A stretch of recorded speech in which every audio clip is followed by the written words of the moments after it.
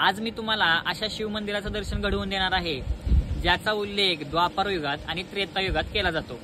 तर चांगलं मंडळी, मी कौस्तुभ आणि तीर्थाटनच्या श्रावणी सोमवारी विशेष मालिकेतील 6व्या आणि शेवटच्या भागामध्ये तुमच्या सगळ्यांचं स्वागत आहे। आणि आज आपण दर्शन घेणार आहोत सातारा जिल्ह्यातील खटाव तालुक्यामध्ये असलेल्या विसापूर रेवलकरवाडीच्या श्री रामेश्वर मंदिराचं।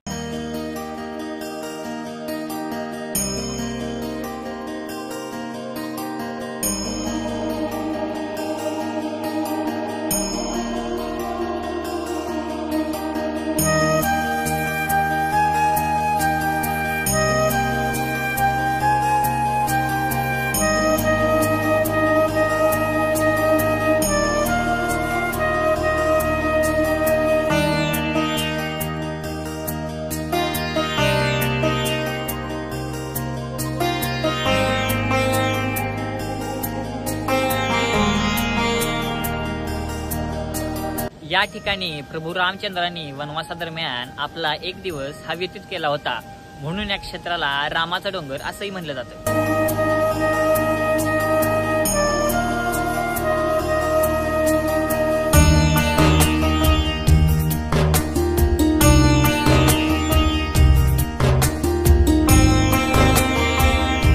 असं देखील म्हटलं जातं की जेव्हा पांडव हे अज्ञातवासात होते तेव्हा त्यांनी ब्रह्मपुरी येथे बकासूर नावाच्या राक्षसाचा वध केला। त्यानंतर ते एक चक्री नगर म्हणजे सध्याच असलेलं एकांबे या ठिकाणी वास्तव्यास होते।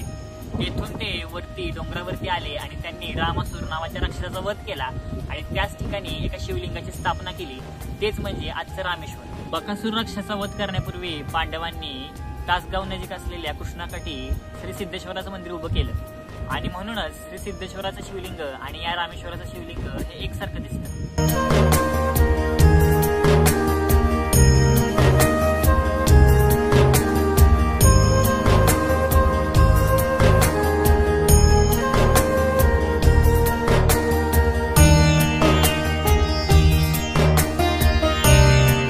अशा या नैसर्गिक वातावरणामध्ये स्थापित असलेल्या रामेश्वराच्या जागृत देवस्थानाचं दर्शन घेण्यासाठी तुम्ही एकदा नक्की या।